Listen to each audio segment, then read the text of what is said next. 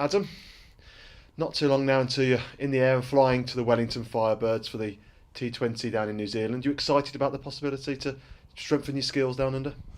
I think that's probably the main point of the trip, really. Any chance as a young player trying to grow and develop your game, and when you get the opportunity to, head down under and play in different conditions against different opponents and new environments is always going to be a challenge. So it's certainly one that I'm looking forward to, and hopefully start on the right foot and make a good impression.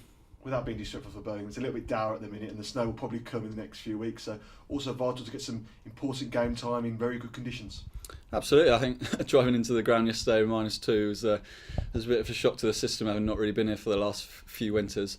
But I think what I've heard from guys over there is that the pitches are good, the conditions are good, the grounds are small, which is obviously a batter's dream. So hopefully I can make the most of it and put in some good contributions. And you were looking to build on a successful 2018 with the Birmingham Bears?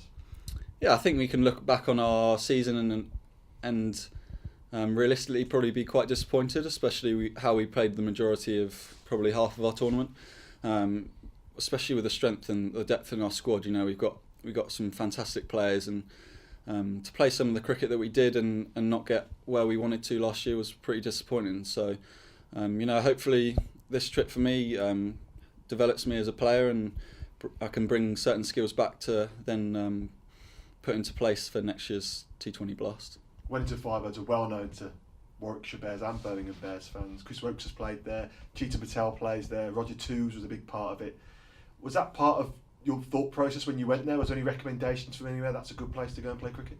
I'm not really sure how the connection with me initially started. I spoke to Grant Elliott and Jeets a lot about trying to get an overseas placement, and didn't really think too much of it, to be honest with you. And maybe I think Grant and Jeets both put my name in the hat when Wellington mentioned that they were looking for an overseas. So I think to add to that long list of players and hopefully put in some good contributions over there is just hopefully only positive for me. You mentioned Grant Elliott, he obviously retired last year, but you still got regular contact with him, and you might even be spending Christmas Day with him as well. Yeah, he phoned me last night actually saying that he's got me locked in for Christmas, which is obviously very exciting, and I'm very grateful for that. So something that should be good spending in New Zealand. Had a few down in Australia, but New Zealand would be a bit different, but hopefully just as fun.